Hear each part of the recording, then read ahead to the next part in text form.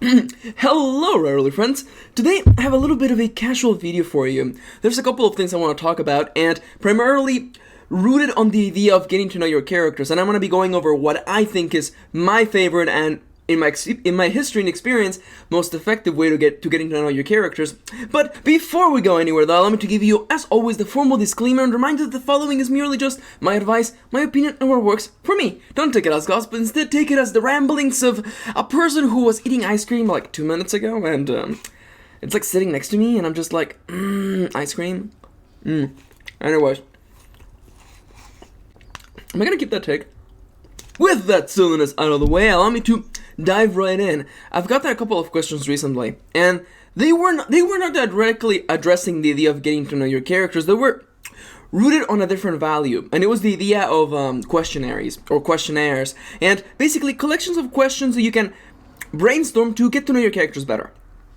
And I'm not saying these are bad things at all. I think they can be really helpful and really insightful at times, but when the question was targeted at me eventually, the idea of what do I think is the best way to getting to know your characters, I had to, there was no hesitation in me, there was no, second guessing, one single piece of advice echoed through the entirety of my writerly being. I've been saying this for a really long time, and it's the ideal that if you want your characters to seem like real people, you must treat them like real people. And if there was this one person who you really like and you wanted to meet and you wanted to work with them, you wouldn't answer a questionnaire in their voice. I don't think that would be effective because what you're creating is creating this impression of a person you haven't met yet. And you may be thinking to yourselves, whoa, Max, way to knock us down. No, allow me to follow you there because I used to do that. I used to answer questionnaires for my characters, and when I came into the page, I realized that I was coming in with a set of expectations. And that can be, in my history, one of the worst things you can have when you walk into a story. Allow me to give you an example. A couple of years back, I wrote a book called Capsule 7, which is a science fiction story. It has yet to be published, but it will probably come out eventually. And the main character who happens to be the point of focus in the story arc, when I first brainstormed the idea of him and I kind of uncovered the bones of the person he happened to be, I thought, from my point of view and from the things that the questions that I had answered, I thought that he would be almost like a, because his archetype, or what he does for a living, is that he basically scavenges the remains of ship battles up in space. That's what he does. They call them scavengers, or vultures. They also call them vultures. And he basically goes out and just basically scavenges whatever he can find: metal, weapons, equipment, sometimes people. It's all just part of the business for him. So when I first thought of this character, I honestly thought, clearly people who are in a business like that tend to use humor to make themselves feel better about things. And I had this mental image of an almost like a Spider-Man-esque sort of witty person, always making comments even though they may be super inappropriate and super dark and somber, even though, or laughing in the face of darkness and somberness.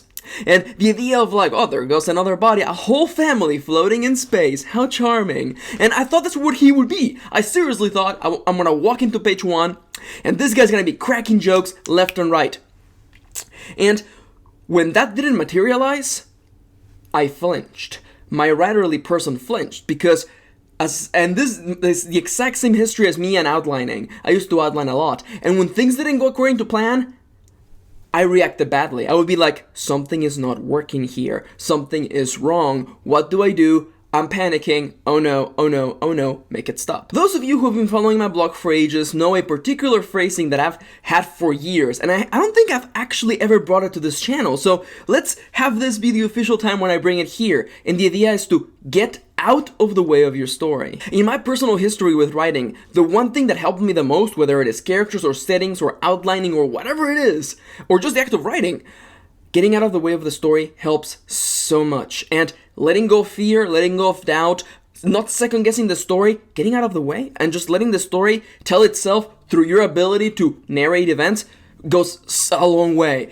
That is one of the key elements for me to be able to work with all these characters and stories and not have problems where characters are not working with me or the story is not working with me, and things of that such. And it's funny for me looking back because I do feel that Capsule 7 was that pivotal point when I realized that maybe creating these complex images of my characters before meeting them was not the way. And this also came at a really interesting time in my life because it came around an instance when I was exposed to a lot of new people, and this kept happening. I would meet somebody, and within the first like 5-10 minutes, and everybody does this, you know, it's not just me being an awful person, but I would make assumptions, and I would assume the sort of person they were based on those first 5-10 minutes of interaction, and those assumptions were always wrong. They weren't always dramatically wrong, but they were always wrong because I'm judging a person before I meet them. I'm creating this concept, this image of this person in my mind without knowing them, without giving them time. And I feel that characters in fiction are just the exact same way. You want to treat them like people so they can come off as people. And like, you know, if a person I met, you know, like they didn't turn out to be like I thought they would be, you know, am I going to recoil to them? Am I going to be like, excuse me, mister, you have to follow the outline. I spent so much time working on this outline, you better follow it. Not really. I don't think it works like that. And I think that characters they're not almost a substance, but they're just almost a medium on their own. And they change and they flux. And I've said this in the past, and I'm going to say it again. The most editing I spent in the revision process of the story goes on the first third of the story. Why? Because during that first third, I'm discovering who the characters are. No, seriously, I'm not kidding you at all. When I'm revising books or editing my stories, the last third of the story, there's almost hardly any needs for like hard edits or like character checks. Because by that point, I've nailed their voice. I've nailed how they talk, how they express themselves, and how they think about the world. Because I've given them time to let me know who they are. Simple as that. What? I wasn't eating ice cream like 2 seconds ago. Shut up. Anyways, allow me to digress for a moment and go back to the original point of this entire thing. Getting out of the way of the story helped me a lot. Not only for, you know, outlining and all those other things, but just, you know, being able to get into the idea of writing and for characters, because characters are, for me, the center of the story. I read and I write for characters. Settings are interesting, trust me, but I'm in this for the characters. If I don't care about the characters, I don't care about the world. Period. Simple as that. And in my personal history, I found that the best way to getting to know those characters is simply to dive into the act of writing. You know, you don't need to know everything about these people to start writing. Ultimately, because first of all, as I've said a million times before, the first draft is just the first instance of the story. You're gonna have to go back and fix a lot of things that you couldn't have seen coming, or a couple of contradictions here and there. Simple as that. That's just storytelling on life, though. Like, that piece of the task is not going away. Outlining is not gonna make it go away. Character questionnaires are not gonna make it go away. You can do all of these preemptive chunks of work, hoping to make that easier later on, and it may, but there is no certainty behind that. Again, I don't want this video to be all about bashing character questionnaires, because I actually like them. I actually think they're a pretty cool tool.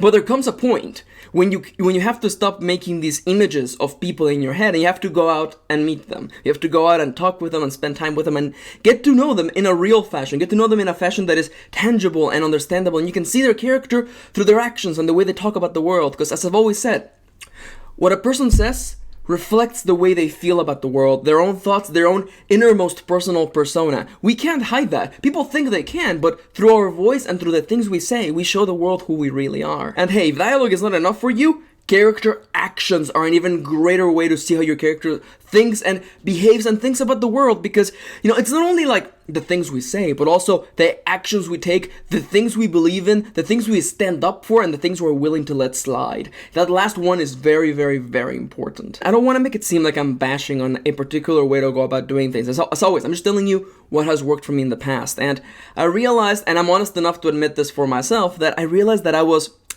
spending time doing things that felt like work. So I didn't have to actually do writing. And I'm honest enough to admit that. And I realized that I was doing things just to make myself feel like I was moving forward. And ultimately, some of them are okay, some of them are fine, yeah. But I think that the ultimate way to move forward, the ultimate way to get to know people and to tell the story, is to actually tell the story. To sit down and write, you know, regardless of fear, regardless of doubt and your second thoughts, you have to go out in there and start telling the story. But that's just how I feel about things. As always, though, I hope that this helped, and I hope that if anything, I gave you another point of view. This is simply just how I feel about things. Again, not gospel, I'm not teaching you the rights and wrongs of writing, ultimately just what worked for me.